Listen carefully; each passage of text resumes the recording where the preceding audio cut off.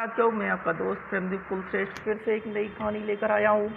ये कहानी है जिसमें लोग अपने गुणों को, मतलब सील तो बनते हैं पर सील के साथ अपने गुणों को जो छोड़ देते हैं, मैं उसके लिए ये कहानी सुना रहा हूँ। अब मैं अपनी कहानी पर ही आता हूँ, ज़्यादा इधर उधर की बातें न करते हुए। एक गांव में एक साधु महाराज निकल रहे होते हैं। वहाँ पर गांव में एक वृक्ष के नीचे एक सफ़ेद, मतलब एक भयंकर काला नाग रहता है। भयंकर काला नाग, और जो काला नाग की दहशत इतनी भयानक थी कि पूरा गांव उससे डरता था। वो जो भी कोई उस वृक्ष के पास से गुजरता था, वो सांप उसको काट जाता था।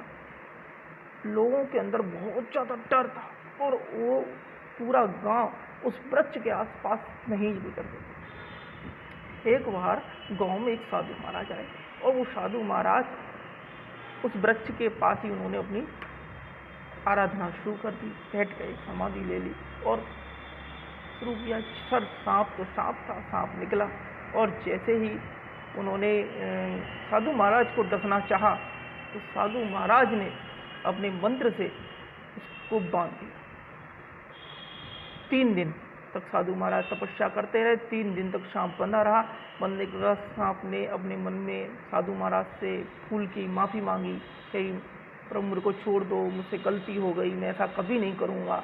साधु महाराज ने कहा कि आप मेरे को एक वचन दो कि यहाँ से कोई भी निकलेगा आप उसको काटोगे, मैं तुम्हें छोड़ दूँगा। सांप मान गया। सांप ने कहा ठीक है, मैं यहाँ से कोई भी गुजरेगा मैं उसको नहीं काटूँगा। साधु महाराज ने सांप को छोड़ दिया और वो भी चले गए। सांप ने ऐसा ही किया, अपने वचन के अनुसार वो किसी को काटना बंद कर दिया। लोग बागों ने गांव में खबर पहुंच गई, सांप सीधा हो गया है, बहुत सभ्य हो गया है, वो किसी को नहीं काटता, वो अपने बिल में चला जाता है। लोग गांव से जाना शुरू कर दिए। गांव में दहशत खत्म हो गई। अब लोग उसको परेशान करने लगे, सांप पर पत्थर मारने लगे। खून खनारा हो गया सांप, बहुत दहशत में हो गया, सांप निकल नहीं पा रहा था। 1 साल बाद फिर से साधु महाराज उस गांव में आए। उन्होंने फिर वही वृक्ष के नीचे गई। उन्होंने कई गांव वालों से पूछा, भाई वो सांप का क्या हाल है, सांप अब किसी को काटता है? बनी नहीं, अब तो सब बच्चे उससे खेलते हैं। उसके पास गए, जाके देखा कि सांप खूब खून आ रहा था, पूरा खून से लदा हुआ। उन्होंने कहा, तुम्हें क्या हो गया, तुम तो बहुत बलशाली थे, क्या हो गया तुम्हें, तुम तो ऐसे ही खून आ रहे हो? महाराज, आपने जो मेरे से वचन मांगा मैं उसके अनुरूप किसी को काटता नहीं हूँ, तो लोग अब मुझे परेशान करते हैं।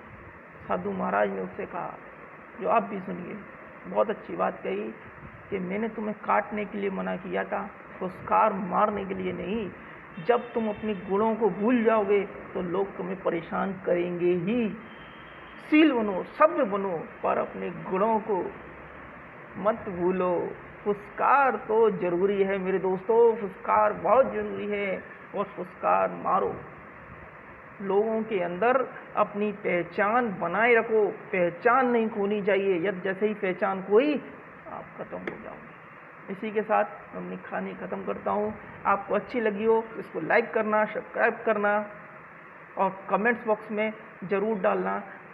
अच्छी लगी हो तो लिखना, बुरी लिखी हो तो लिखना, आगे कुछ सुधार करना हो तो। आप सभी को प्रेम पूर्वक बहुत बहुत धन्यवाद।